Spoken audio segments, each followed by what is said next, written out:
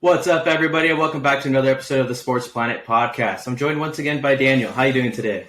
I'm great. I'm back again. Let's do this. Let's do it, man. Well, so for today's episode, we got NBA playoffs coming around the corner, so I might as well discuss it, right? So recently we had the play-in tournament. So far, 2 nights in. We still have tomorrow night's the eighth seed game, I should say. So we'll talk a little bit about that, how the Lakers saved their season at the trade deadline, and we'll give our predictions for the first round of the NBA playoffs. So just want to get straight into it. Obviously, the first night was the 7-8 matchup. On the Eastern Conference side, we had the Atlanta Hawks defeating the Miami Heat on the road to clinch the 7th seed. They beat the Heat 116-105. And then, so that's setting up their first round matchup against the second-seeded Boston Celtics. So in this game, we saw, I want to say it was about a 24-point lead that the Hawks had at one point. And then the Heat came back, kind of brought it to around 5 points. But after that, they really just couldn't get much going. So Trae Young and the Hawks just handled business on the road, and now they're going to face the Celtics in the first round. What did you see in that game? As I was watching the game, both teams didn't shoot well at all. So you could just tell the Hawks wanted it more, given how many rebounds they had. I think they had, 63 rebounds to 30-something for the Heat. With 22 offensive, Clint Capella was a beast on the boards, had 20-plus rebounds, 13 of them offensive. You could tell the Hawks just wanted it more, and the Heat just looked like they just were going through the motions, didn't really – they felt like they just didn't put in the effort to get the win, and Hawks just wanted more, and no team even shot better than the other. You just see a team that wants to advance in the playoffs, another team just not wanting to advance, it seems like, after that play. But I really liked the matchup between Murray and Butler during that game. That was fun to watch. They were going at each other. Murray's coming up. He's a young stud, great two-way player, just like Butler's the same type of player. So I thought it was a good game, but out of all the play-in games so far, that was the least exciting one, in my opinion. I mean, you're not wrong. And then you mentioned Clint Capella, 21 rebounds, crazy. He almost out-rebounded the Heat himself, because the Heat had about 33 total. And then just in this game, I feel like the Heat really spoiled the Kyle Lowry game, because we saw he came off the bench, had 33 points, and it's all I feel like he was the only one that actually showed up on Tuesday night for them. But other than that, like you said, it was probably the least interesting, because we did have some pretty good games on the later that night, and then on Wednesday night. I want to hold the Laker game just for the end. We'll come back to that one. So on Wednesday night, we had the Chicago Bulls beating the Toronto Raptors 109-105 to set up a matchup with the Miami Heat on Friday night. So that means Raptors are eliminated from playoff contention. So the Bulls win on the road in Toronto. So now it'll be the Bulls versus the Heat in Miami Friday night. Winner gets the 8th seed and gets to have the honor of losing to the Milwaukee Bucks in the first round. So in this game, I really liked how obviously Zach LaVine took over. But game aside, I don't know if you saw DeMar DeRozan's daughter screaming every time there was a free throw. Yeah. Everybody's saying that she averaged 32 screams and 18 missed free throws. It was funny to see some wholesome content on the side. But DeMar DeRozan's daughter, or game, whatever way you want to go, what did you see from this one? This game, I was actually picking Toronto to win, so I was surprised. They were doing well in the first half. I think they had a 20-plus point lead, or 19 or something like that? 19, yeah. So I was like, oh, they're playing, I didn't think they were going to blow them out, but I thought it was going to be a close game. Toronto's going to pull it out, and LaVine just goes off in the second half. Toronto misses 18 free throws. I think it was the most since, they said 1997 or some shit like that. So most missed free throws in 20-plus years. And it came down to, when I was watching the game, the same thing. You just see the Bulls, they just wanted it more towards the end. They're playing defense. They had a few calls go their way at the end that could have seemed like it could have went to Toronto, but at the end of the day, you miss 18 free throws, you don't deserve to win the game. Those are gimme points. So not only 18 free throws, obviously 18 is a lot, but including the 2 at the very end with Pascal Siakam on a play that probably should have been 2 free throws anyways, but the refs changed the call, made it 3. and he makes the first one and then misses the last two. So it's all like they had, even regardless of how many free throws they missed at the beginning of the game, before that point, they were at 16, obviously. And then so they still have a chance to send it to tie it up. And Pascal Siakam misses another two to make the free throw count. 18 missed. So it's all like they had a chance. Well, obviously being up 19, they blow the lead, still have a chance to win, and it's all like, man, now. But like you said, the Bulls definitely played way harder in the second half. Zach LaVine just went off, and it was all like, I don't know. So we'll get to that matchup later for the 8 seed game. So later that night, we had the Oklahoma City Thunder versus the New Orleans Pelicans. Man, I feel like I got this prediction wrong too, because like I thought Raptors were going to win, and I thought Pelicans were going to win. So it looks like I lost both. But this game was kind of like tough to decide who would win. So obviously the Thunder beat the Pelicans 123 to 118. So they'll be playing the Minnesota Timberwolves and on Friday night for the 8th seed. But in this game, man, Shea is Shea, silky smooth finishes. But Josh Giddey really stepped up too, 31 points, and it's like, man, as much as I love BI and CJ, it's all like the Thunder were just a better team. So and this one was really, I feel like this one was probably the best game, like bias aside, just because of how it ended and all that. Because obviously the Laker game was close too, but like I feel like this one was the best game just for myself, just because I didn't have a favorite in this one. I just wanted to see a good game, and that's what we got as a fan, as an unbiased fan. What'd you see in this one? So I actually did pick OKC this one, but I love Brandon Ingram, so I was like rooting for him at the same time. So I was just like, damn, I want BI, but I just really thought OKC's the better team, younger team. Giddey stepped up.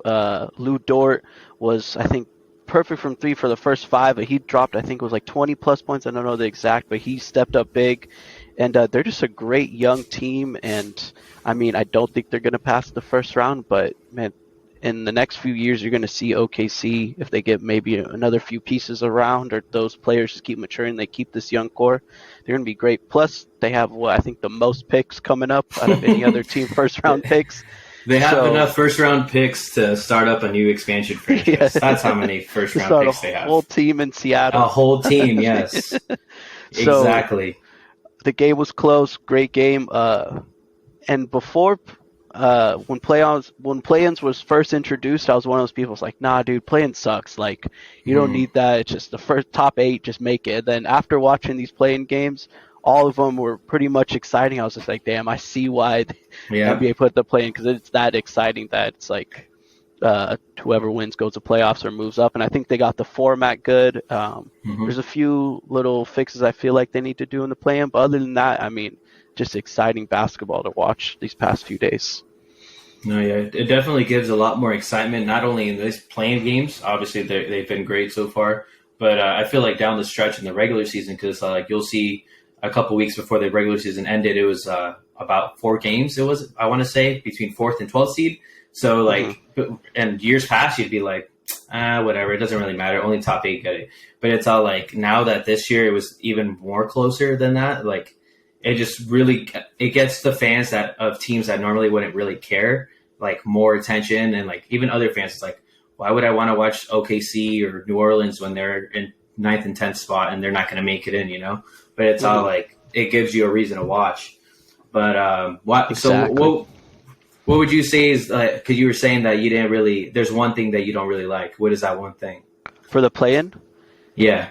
Yeah, so I feel when a team is like in the 9th or 10th seed and they're so far behind the 7th and 8th seed, I feel like it's almost unfair. I feel like they have to do it within a certain parameter. Like, so I think it was a year ago, the 10th seed was like, or the 9th seed was like 5 games behind the 8th seed, but they get to play, like, to be in the playoffs. I'm like, dude, you lost 5 less games, and now you get to you got to win 2, and now you're in the playoffs. So I felt like it has to be within a certain distance, but that's obviously hard to implement.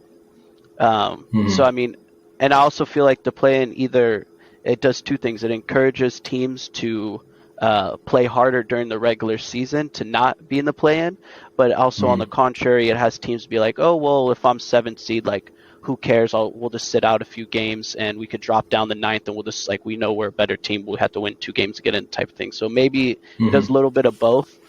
But Yeah, I mean, I don't know how they would fix like a team being down, like maybe 5 games out of the 8th seed to not play Hmm. in, because then it wouldn't make sense. But I just felt like that's just a little unfair to the teams that put in the work during the regular season, have a lot more wins, and then now they have maybe 2 losses in a Yeah. row, and then they're out, and they had like 5 or 7 games with 5 or 7 more wins than the other teams that are now in. So that's the only like critique, but that's a big like critique to fix, and I don't Yeah. know how I would implement it, but yeah. I feel like the only way you could do it is like how you're kind of saying, like put a certain parameter on terms of how many games back you have to be. Mhm. If not, you just get the rest.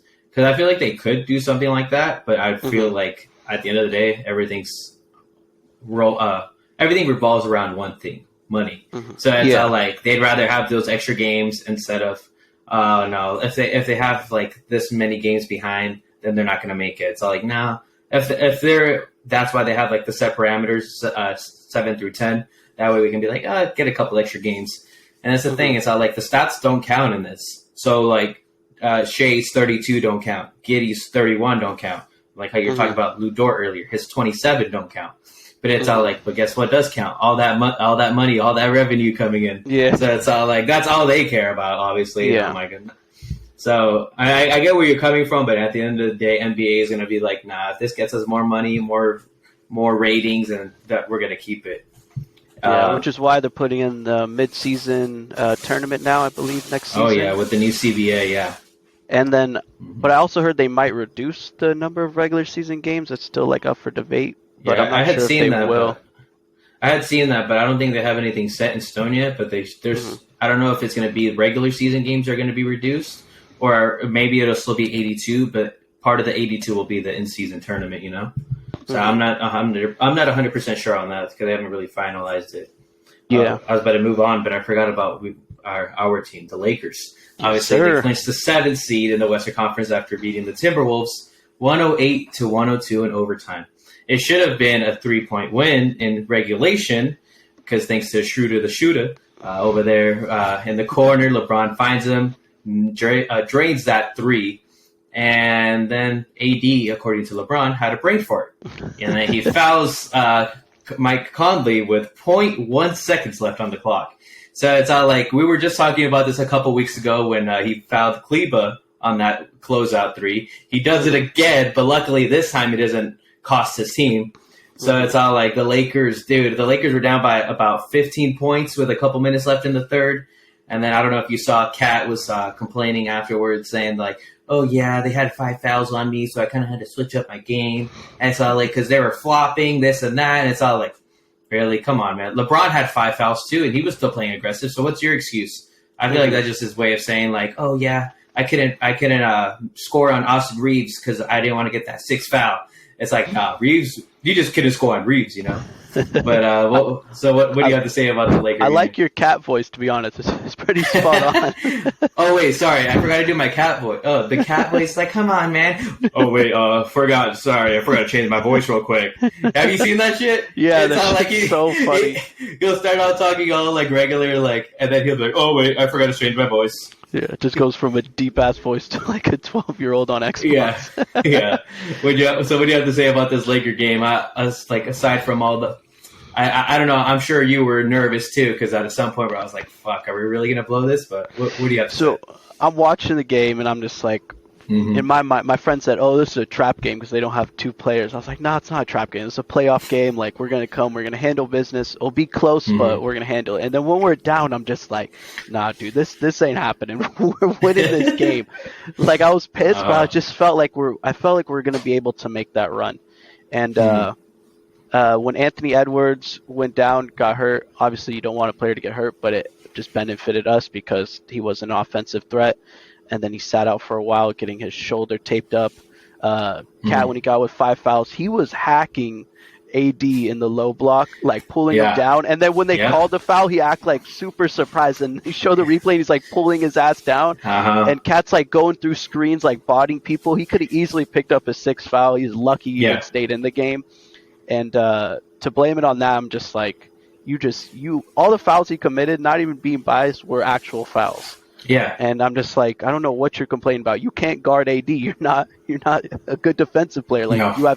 if you're guarding AD, you're gonna pick up fouls because he's that good when he wants to be. Mhm. D'Lo had his, let's say, I want to say worst game as a Laker since he returned, and I was just like, you picked this game to have the worst game. Good thing, would you say Schroeder the shooter? Also, Dennis the Menace came in. Yeah. I love Dennis. I liked him all Yeah. year. I think he's been playing great. I see some people bashing him on Twitter when he had like a few bad games, but I want to say like over 85% of the games he's played with the Lakers, either starting or coming off the bench, he's been like tremendous for us. Like shout out to him. He helped us. Without him, we're not winning that game. Reeves had a little bit of an off game offensively and defensively. I think he was nervous. It's basically his first playoff game ever. So I could see the nerves in Reeves, but hopefully he's able to step up. Overall, the game was great to watch. As if you're not a Laker fan, that's a great game to watch. If you're a Laker fan, you're pissed off and really nervous. The AD brain fart at the end.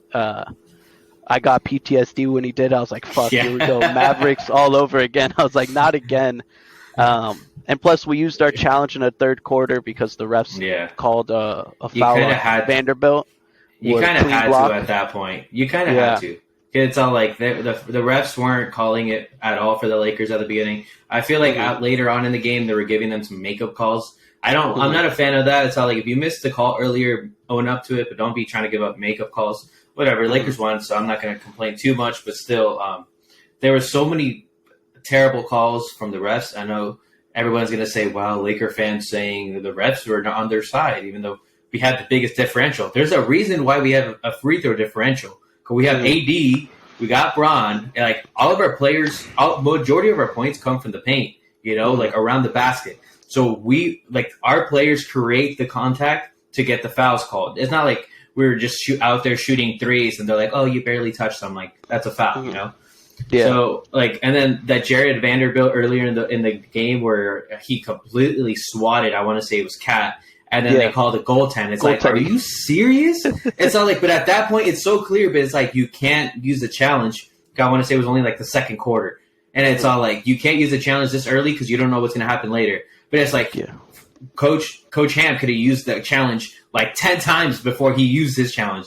Because like the officiating was so terrible. It's all like, bro, it reminded me of the Boston game. It's all like, are you guys really calling this? Like, this is terrible. Like, and then, but I don't know. It's all like you also mentioned, I think before he got hurt, he was still having a bad game because I want to say he started like 1 for 11.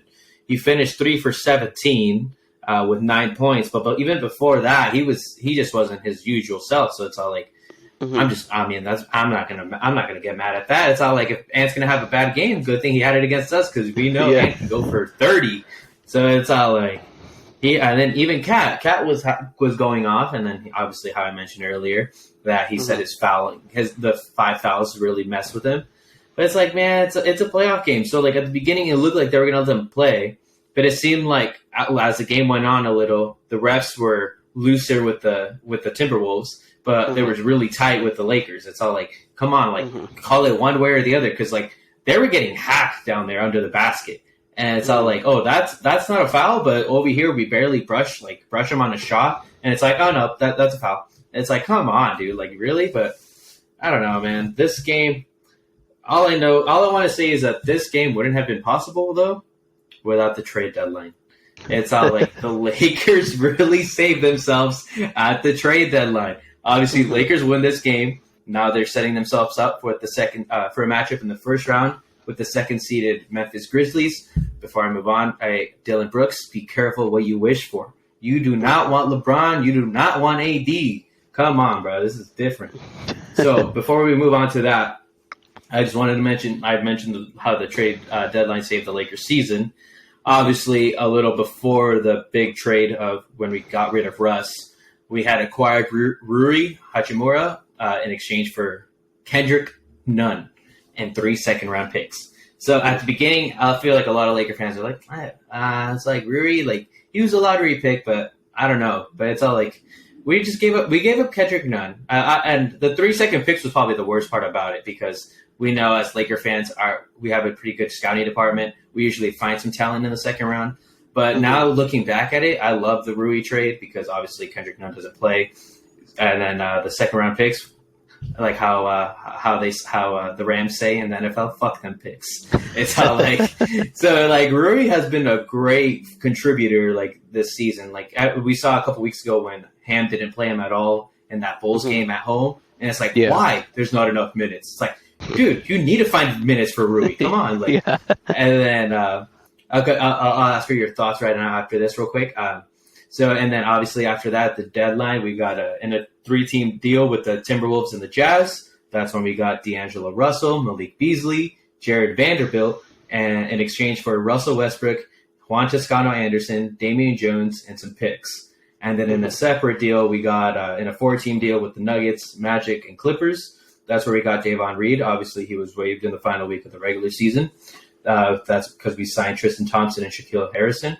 And then we also got Mo Bamba, a second-round pick, in exchange for Pat Bev, Thomas Bryant, and cash considerations. So it's all like this team, half the team is not the same team that started on day one. So it's all like we saw the team. They weren't really. They would show their spurts of like good basketball, and then they would go on a 3-game losing streak right as they were getting near 500. So this trade deadline really gave us a lot of solid, not even just starters. I mean, because we got D'Lo, but Beasley's not a starter anymore. But we got Vanderbilt, and it's all like, and then we got some key depth with Rui, Beasley. Who else was on there? Freaking Mo Bamba that they don't play. It's like, come on, play him a little. He was like Cat's cooking us, and they're not playing Mo Bamba, you know. But it's like we got some pretty good pieces in this, like at the deadline to really save our season. So what do you have to say about that? Shout out to Rob because he finally made the deal. Took a little bit too long, but he made the right decision in the end. Obviously, we have we're 17-7 since All-Star break, which is around All-Star break, which is number 1 in the league, right? Yeah, number 1 in the league. Record-wise, since the trade deadline, like the actual D'Lo trade, we are 19-9. But yeah, 17-7 since All-Star break. Yeah, so I mean the trade tremendous. I was saying Westbrook was not a good fit. Great player, just not a good fit for our team. I mean, who do you want the ball in your hands? You want LeBron or Westbrook to have the ball in their hands? Westbrook is not effective without the ball in his hands. Not going to be effective on our team. That's why he's doing well in the Clippers because he's a primary ball handler. Beasley and Vando, good pickups. Beasley as a team option. Don't think we should. I don't think he's worth $16 million, but I think he's a good pickup for the rest of this season. Vando, great defensively. Rui, one of my favorite players. I think I wouldn't mind if Rui starts over Vando because Rui's also really great defensively and just way better offensively. I mean, I don't mind Vando starting. He's a really good lockdown defender. But I do think Rui should have the most minutes off the bench each night because he is that good compared to everyone else we have off the bench. I can't believe there was a few games where he was either hardly playing or Ham is not playing him, and he's playing Troy Brown 40 minutes who scores us 5 points with a plus-minus -20 and 5 turnovers and not, just running out there, just doing cardio. Like I talked to a friend who had Troy Brown. He's a Bulls fan. He had Troy Brown on the Bulls before, and I was like, "Do you like him?" He's like, "He doesn't do much, but he doesn't hurt you." And I feel like it's kind of true. He doesn't do much, but then when he plays too many minutes, he ends up hurting you because he's not producing, and you have players that can produce. And then Bamba, who should be playing, which Ham needs to wake up and play him over Wenyen Gabriel. I love Wenyen Gabriel, but I love his energy. When we're playing against the Grizzlies, which is our next match, I don't know if you're getting into this later, but they're a team that attacks the paint. When AD's on the bench, we don't have a rim protector. Wenyen Gabriel is not a good rim protector. We need Mo Bamba in for those 12 minutes that Davis is not playing. So hopefully Ham wakes up, plays them, and he could space floor. He could hit the 3 too. I mean, what's not to like? He's a better offensive and defensive player than Wenyen Gabriel, and he's not playing him, which doesn't make any sense to me. But these trades saved our season. Started off 2-10. What do we have? A 0.3% chance of making playoffs? 0.3, yeah. And now we're in the playoffs. So the trade saved us definitely, and I'm happy we got it done. Better late than never, but never late is better. So Laker fans give Rob Pelinka his flowers. He saved the season with those trades. and like how you're mentioning, like the only reason I do like Jay Vando starting over Rui though is because like I want some power, like some power punch off the bench, because you can't put you can't put everyone into the starting lineup because once you send them to the bench, there's going to be no one to like pick up the offensive load. So it's like that's why I like Vando off starting though too because obviously he's our best defender aside from AD. But you can put Vando on anyone, whether he's a point guard, shooting guard, small forward. Because AD doesn't really like to go out to the perimeter as we've seen. Because like you see, he fouls a lot out there. But yeah, like we saw Vando. His first big game was with Luka. Like he locked him down. So I really see Vando not locking down Ja, but slowing him down. So honestly, man, I agree with you. Vando starting is better. Like I just like Rui, so I don't mind. But I do like that Rui ends up playing more minutes than Vando each game because when it comes down to the stretch, because what the NBA is now is you're gonna you need better offense than better defense because a lot of the times no one plays defense anymore and teams are just gonna outscore you. So, but I do like how they're playing good minutes, Vando and Rui. So I agree with you. And that's the thing. It's all like great. It doesn't matter who starts. It's all like it doesn't matter who starts. It matters who finishes. Okay, it's all like if you're gonna be a starter, that doesn't guarantee you closing minutes or even the most minutes. It's all like I'd rather be 6-man off the bench contributing to a late game like final 5-minute crunch time rather than being that fifth starter and then not playing that much after. Yeah, it's all like now that you mentioned the offense and all that too. It's all like real quick. I like this. Like, I feel like obviously playoffs is a time where it slows down a bit. And I really saw that in these games because 116 to 105. Okay. That would have been like a higher scoring game back then, but like but it's not pushing it. So back then, like 108, 102 for the Lakers game, it was like, that's like how the games were back then. It's not like 120 to 115 now, So it's all like now that we're seeing that it's going to be playoff time, the game slows down, becomes a half-court game. So I feel like that's where it really gives the Lakers an advantage. But yeah. We're the number one defense, too, since the All-Star break, if I'm not mistaken. Also, shout out to D'Lo. I didn't mention him when you were talking about trades. Do love him. I hope we re-sign him. But D'Lo needs to be our third best player in these playoffs. Yes, he can't have definitely. a game like he did have against the Wolves. Like he needs to be our third best player. He can't just shit the bed. Like we need him consistent. And hopefully he wakes up, does well in this series for us because he's gonna be key. We can't just rely only on LeBron and AD to carry us. So D'Lo's gonna have to step up, be that third option, and when LeBron's not on the floor and D'Lo's the ball handler, he has to take care of business. Yep. Shout out to Schroeder for stepping up when D'Lo wasn't doing good, by the way. I just love Schroeder. He had a huge second half. So much energy. Not even just energy, but that's where he impacts the game with his energy, his speed, his quickness. But he had 21 off the bench. So good defensively, too. Yeah.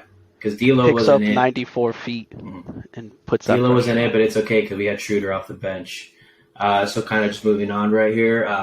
So we've talked about the 7, 8, 9, 10 games. So obviously now tomorrow, Friday night, it'll be the games for the 8th seed. And so we have Miami versus Chicago and then OKC versus Minnesota. So for me personally, I know we disagree on these, but it's okay.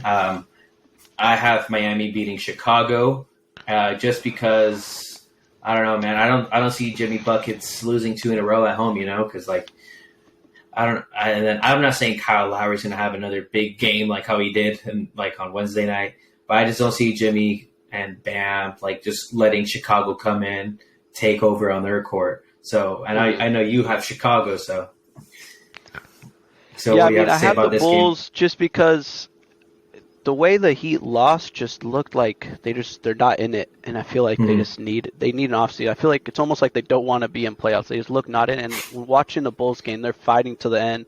Levine came alive. DeMar's going off, and I just see them having a good game again. I know it's going to be an away game for them, but I don't know.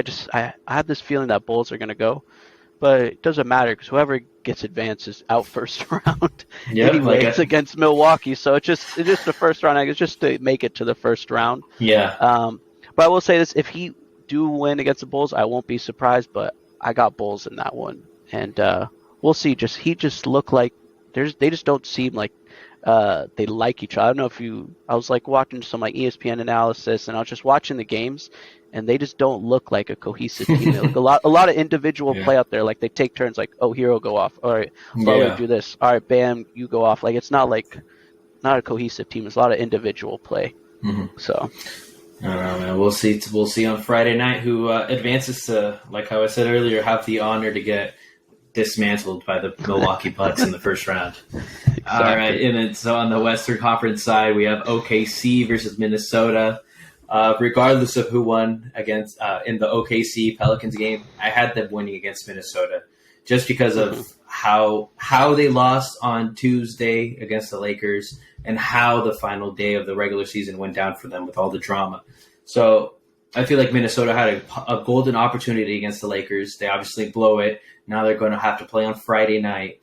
And that's, real quick before I move on, that's why I really was nervous. Not because I didn't think the Lakers couldn't win on Friday night if they lost on Tuesday, but I just didn't want them to have to deal with that because if you win Tuesday, you don't play again until Sunday. So you have all that time in between for rest. Whereas if you would have lost, we would have had to play it on Friday. And then if you win that game, you have to travel to Denver and with 1 day in between, play Sunday, from Friday to Sunday, and then go to higher altitude. So that's the only reason I was nervous. Not because I was like, oh, damn, I'm scared of Denver. It was more of the travel fatigue and all that and like all those extra minutes that weren't necessary, But in this OKC game versus Minnesota, I have Shea and company coming in and stealing this one on the road. What about you? I don't know why. I have the Wolves just because I know Rudy Gobert is going to be back. And I'm not a big fan of Rudy Gobert, but he's just going to help their defensive presence. And I just feel like they want to make up for embarrassing themselves at the last two games. So I just feel like they're going to come out with some type of different energy and win the game.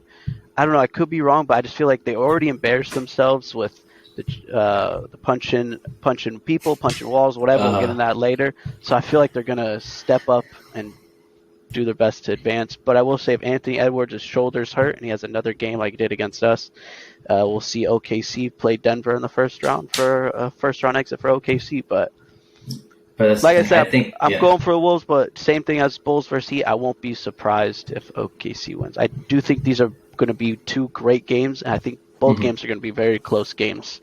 So we'll see who takes it. But as of right now, I have the T-Wolves advancing. I don't know. I think OKC could. I think if OKC wins, they could really give Denver. I'm not going to say that Denver will. I think Denver wins first round regardless. I'm just saying that OKC could really give them a little test. I want to say like how the Pelicans gave the Suns a test last year. It's like you don't think they're going to win, but they definitely will test you, and that's better for you if you get a first round test. That way you don't just breeze through the playoffs, and then once you get later on, you're like, oh damn, it really is that hard, But yeah, so like I mentioned earlier, the reason why I have the Wolves losing, obviously they lose Tuesday night. They won on Sunday when all the final day drama happened, but it's all like this team has been going downhill kind of like the last week and a half.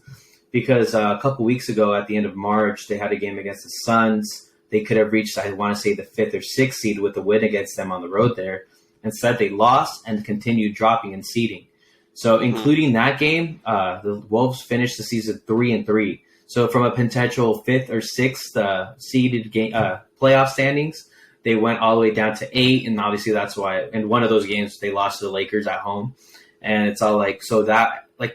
Just a little bit of stuff that happened towards the end just like really messed with their, I want to say not probably like their mental and all that, it's like, damn, we really blew a big opportunity, because, and then also in the Laker game, the Lakers held them to 16 points in the fourth quarter and overtime combined, only 12 in the fourth quarter, 4 in the overtime. So it's all like, that is crazy to think. Cause like the Lakers, as much as the Lakers played well, defense pretty well, the Mavericks. Why did I say the Mavericks? Sorry, Minnesota. They really had some self-inflicted wounds in the last couple minutes, just throwing the ball into the stands, you know. So now they're going to face a potential elimination game. But like I mentioned, the finals day of the regular season drama, we have Rudy Gobert throw a weak ass punch at Kyle Anderson, and then he's sent home right away. It's all like, man. It's like when you get a fight at school and the teacher sends you home. Literally, it's like, dude, this whole thing was it was embarrassing just because, like, you know, they're out here, obviously, you know it's going to happen, right? Like, I'm not saying that you know that there's going to be a punch thrown. I'm just saying, you know, teammates are going to bicker now and then. So if this would have happened in the locker room, it's not a big deal. But since it happened in front of the crowd, in front of all the cameras, it's all like, oh, that's a really bad look, you know? So what was your reaction when you saw this Rudy Gobert punch Kyle Anderson? I don't know why, but I just found it funny because he just punched it, then he just backs up. I'm like, who punches someone and then backs up, looks like don't want to fight after. And you could tell, I feel like Rudy Gobert really got his feelings hurt. I think, what did Kyle Anderson say to him? Like, stop being a bitch or some shit like that. He was telling him, block a shot, stop being a bitch or some shit. Yeah, he's telling him, like, block a shot, and then I want to say Gobert tells him, grab a rebound, and whatever, and then afterwards Kyle Anderson tells him, stop being a bitch or some shit like that. Yeah, it's and like, I just thought it was funny. I was just like, I know we might get in this either now or later, but how much they traded for Gobert. Oh, that's coming. Yep, that's coming. And that's also very funny. Yeah, but I mean, the Wolves, they're punching players, punching walls, leaving. Shout out to Jaden McDaniels. Yeah. They're fracturing his hand to miss the rest of the season, which will probably be tomorrow anyways. Yeah, they're just throwing punches everywhere. The reason I have just because I feel like they're so embarrassed right now. I know Anthony Edwards wants to make up for it, but the more we're talking about it now, I'm more kind of leaning towards agreeing with you that OKC might go through. It's maybe not worth coming back, and they just need the offseason. No, it's not.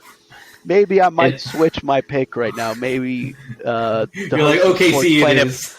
The Sports Planet podcast host, Brandon Zamora, convinced me. I think I'm going to go with OKC just because it's so embarrassing. Now that we're talking about it, you're like, wow. Yeah. But yeah, you mentioned the Rudy Gobert trade. So, obviously, I'm sure most sports fans know about it, but just for those that don't. So, the Timberwolves acquired Rudy Gobert from the Jazz before the season in exchange for Malik Beasley, Jared Vanderbilt, Patrick Beverley, Leandro Bolmaro, and the draft rights to Walker Kessler, who was one of the better rookies this season. But it doesn't end there. They also traded 2023, 2025, 2027, and a 2029 first-round pick. And it doesn't end there. They also have a potential 2026 pick swap. Okay, now I'm done. Yes, that's a lot. 5 players, 5 first-round picks. And but still, it's all like, obviously, Beasley, Vanderbilt, Beverly, they all made their way to the Lakers somehow. But Beverly isn't here anymore, whatever. But it's all like, just because those players aren't on the Jazz anymore does not make it a worse trade. This trade was terrible. The Timberwolves traded away their future, their depth, all for someone that isn't even a third option on their team. So, like, this year he averaged 13.4 points, which was good for 90th in the NBA. So, but I'm not going to be biased. I'm going to sell it both ways. Obviously, this is what they traded for: the 11.6 rebounds, which was good for 4th, 1.4 blocks, which was good for 12th, and 65.9% field goal percentage. So that was good for 3rd. But the reason why, we obviously knew Gobert isn't this 25 and 10 type of guy, you know? But the reason why this is one of the worst trades ever is because, like I just said, they mortgaged a lot of their future and a lot of their depth for someone who isn't even a third option on their team. I want to say first Anthony Edwards, then Cat. Before the trade deadline, it was D'Lo, and now it's Mike Conley, you know? So it's all like, you're going to tell me that Gobert is worth 5 players and 5 picks for not even being a third option? Hell no. No. So it's all like, this definitely has to be one of the worst trades. What was your first initial reaction when it first happened? Not even now, after all this. When it first happened, I was just like, geez, 5 players and 5 picks for Gobert. Yeah. in an NBA now where centers that can't shoot the ball is becoming less and less. Like the NBA is evolving. So if you have a center that can't even shoot past the free throw line, or not even, I don't even think he has any type of like mid range at all. So to acquire that, to give away your whole future, and I want to say out of the 5 players they got rid of, 4 solid ones. And it was a horrible trade from the beginning. And even before this whole season unfolded, I was just like, why on earth would you trade all that for Gobert? And you have the Suns picking up KD for less than that. Yeah, and that's the not craziest part. Yeah, that's not even a slight to the Suns. No, we're not going into that. But that's not even a slight to the Suns package or the Nets, like what they got in return. The Nets got a good return. Just because the Timberwolves overpaid doesn't mean that the Suns underpaid. All right, they got some good pieces. Obviously, Mikal Bridges. I'll mention him a little later. Iron Man. Yeah, but it's all like, dude, come on! Like this trade was just terrible. This trade is the reason why KD didn't get traded in the offseason, because the Nets saw this and they're like, no, we're gonna get 10 players and 10 picks. And it's all like, because if Rudy Gobert is worth that, then Kevin Durant's worth an entire franchise. But obviously, they finally gave in, and then they traded him to the Suns now. But you know what? I kind of want now OKC to win, just because it's going to be even more embarrassing that they make this trade and they don't make playoffs. Yeah. Lose to a team that was expected to win no more than 17.5 games. The over-under was 17.5 after the Chet Holmgren injury. With Chet, it was 21.5. And it's all like, obviously, they exceeded expectations. And I think they beat the Timberwolves to show them that you don't need to make all these trades when you have – because they have 15 picks coming up in the next couple of years. Not just picks, first-round picks. So that's how, like, that shit's crazy. But, yeah, man. Anything else you want to say on this – on one of the worst trades in NBA history before we move on to our playoff predictions? No, I'm going for OKC, so just want that to be where I'm allowed to change my mind, so don't yell at me. I'm changing my mind. I'm going OKC beating Wolves just so they could be even more embarrassed after this horrendous trade that they did. And I'm not a big fan of Rudy Gobert either. He's a guy that just complains a lot, always just wants Defensive Player of the Year. He's probably going to be out of the league pretty soon. Don't see him here that much longer. A few more years. This man hasn't really ever been one of my favorites. I feel like he complains a lot, but it's all like, aside from complaining, he shut down every professional league a couple years ago when everyone COVID. The whole COVID situation. It's all like, all right, whatever. But all right, moving on. First round, we're gonna wrap it up real quick right here, but just real quick before we take off. First round of playoffs. So first, starting with the Eastern Conference Finals, obviously. The only matchups that haven't been finalized as of right now are the 1-8 matchup in both conferences. But for me personally, it doesn't matter because I'm still going to take the 1 seed in both of them. So on the Eastern Conference side, like I said, I think the Bucks, regardless of who they face, they'll win in 5. And then we obviously have the Celtics versus Hawks. I think Celtics in 5. I'll give the Hawks 1 game because Trae Young will have the Trae Young game, He'll take over for 1. 76ers versus the Nets. As much as I'm not a Harden fan, I love Embiid, and I just see that. I think this will be the sweep. 76ers versus Nets. I have them sweeping the Nets. Real quick before moving on, though, Mikal Bridges, I had mentioned him earlier. The 76ers did him dirty. I think Mikal Bridges kind of goes off this series, because for those that don't know, he was drafted 10th overall by the 76ers, his hometown team. I want to say his mom worked at the stadium, and the whole family was going crazy because they're like, oh, he got drafted to the hometown, and they trade him on draft night to the Phoenix Suns for Zaire Smith. Who? Yeah, that's probably what you're thinking right now. Don't know exactly. So Zaire Smith and a pick. So real quick before moving on, I saw a tweet earlier saying Mikal Bridges was talking about that trade, and he said, quote, "That was the biggest thing all of my senior year, was Philly had the 10th pick. They'll be dumb if they don't get Mikal. It was just set up for me to go home." And then he goes on to say, "I walk out of there and they told me the news and I was literally pissed off. It took me days after to be appreciative of the moment, aka getting drafted. I was pissed off that whole night. I didn't go out. I stayed in my hotel room. I was that mad." So that must suck, man. It's all like you get drafted. That's like you get drafted by your hometown, your favorite team, and then they trade you on draft night for someone that they probably regret. So like the Sixers have really messed up recently. Obviously, they could have had Tatum. They had the number one, so they traded up for the number one pick. They got Markelle Fultz that year? And it's all like they instead of Jason Tatum, and it's like they traded away Mikal Bridges, who is now probably going to go off against them. But I still have the Sixers at 4, but so I feel like the 1, 2, and 3 seeds in the East, they're untouchable at this point in terms of the first round. So I feel like the most exciting one will be the 4-5 matchup, the 4th seed Cavaliers versus the Knicks. I have the Cavs in 6, but I think this one will probably be the best matchup. So for the Eastern Conference, what do you have? What do you have for your first round? I have Milwaukee winning in 5. I have Boston winning in 5. I have Philly winning, but in 5. I feel like Nets are just going to pull out one game. I believe they will.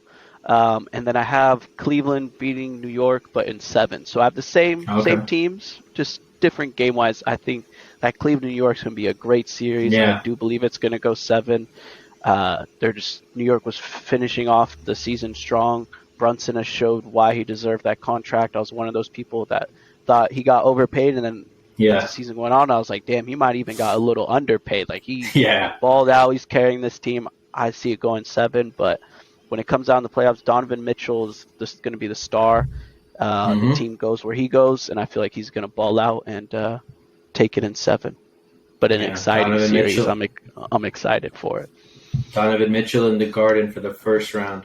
All for the winners to go on to lose to the Bucks. But I don't care, man. Just worry about the first round. It's all like this first round is going to be good in terms of the Cavaliers-Knicks matchup. So now moving on to the Western Conference side. Got the 1 seed Nuggets versus the 8 seed, which will be either the Thunder or the Minnesota Timberwolves. I still have the Nuggets in 6 in this one just because I had the Thunder winning. So I think the Thunder could steal a game or two because they will give them that test. And then I have the Suns Clippers. This one will probably be like honestly, I think the Western Conference has a pretty good series regardless. I was going to say this one's going to be the best one, but you just don't know because Suns Clippers, obviously PG isn't coming back soon. I don't know if PG's coming back yet. I haven't looked too much into it. They said he might, but it seems like he won't even come back 100%. Exactly. So that's why.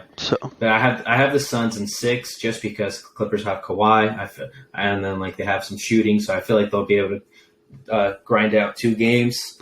And then the Sacramento Kings light the beam. It's all like 3 seed Sacramento Kings versus the 6 seed Golden State Warriors. It's been 16 years for the Kings. It's gonna be great to see the fans finally get a playoff game. But I still have the Warriors in 6. I have the Warriors in 6 there, and then the 2 Grizzlies versus the 7 Lakers. Obviously, remember how I said earlier, Dylan Brooks, be careful what you wish for, because you better be, because the Lakers winning this one in 6. I'll give you guys 2 games. Lakers will steal game 1 on the road, tied 1-1 after game 2. Lakers win both at home to go up 3-1. Grizzlies win game 5 to make it 3-2, and then the Lakers close it out at Staples. Yes, that's at Staples, not Crypto.com. At Staples in 6. So what do you got for your Western Conference predictions? Pretty close to yours. I have Denver winning, but I have it in 5. I only think whatever team plays them is only stealing 1. I have Phoenix winning in 6. Same amount of games, same team winning. I have Golden State winning, but in 7. I feel like it's going to go 7 just because Golden State is a bad road team, as they showed all season.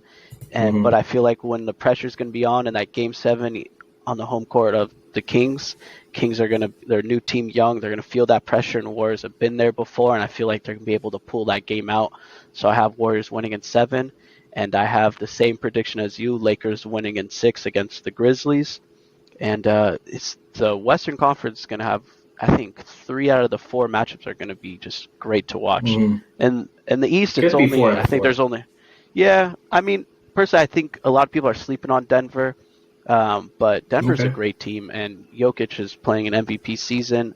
It's gonna depend on Jamal Murray though, because he's been up and down this season. If he's able to produce like he did in the bubble or close to that, then they're gonna win in 5, whoever they play. So, but yeah, we'll say the West is a lot more intriguing than the East. I think the East is given who's going to win 3 out of the 4 series. The only upset, maybe New York might upset Cleveland, maybe. Who knows? But it seems like the East is locked for that 3. Yeah. But it's going to be an exciting first round. Yeah, man. So I'm excited to see how it goes. So that's all I have for today's show. Obviously, I mentioned the playoffs, so I just wanted to mention real quick before we take off. We're here at the Sports Planet Podcast. Are running a little NBA playoffs bracket challenge. So make sure to go check us out on Instagram. That's where I posted everything at Sports Planet Pod. It has all the information there, all the rules that you need to follow to be eligible for the prize, which will be a gift card to a store of your choice. So make sure to check out that post and make sure to follow us on Instagram, Twitter, YouTube, TikTok. These episodes are also available on Spotify and Apple Podcasts. So make sure to follow us at Sports Planet Pod and check us out on wherever you like to find your episodes. So I just want to say, Daniel, thank you for taking time out of your day to come back once again. Definitely have you back soon for the playoffs because, this is going to be crazy. Yes. Major headlines should arise. So we'll have plenty to talk about. So thank you for taking time out of your day. And to everybody else who watched or listened, thank you for taking time out of your day to support. And we'll catch you guys in the very next episode of the Sports Planet Podcast. Life is good. I've decided.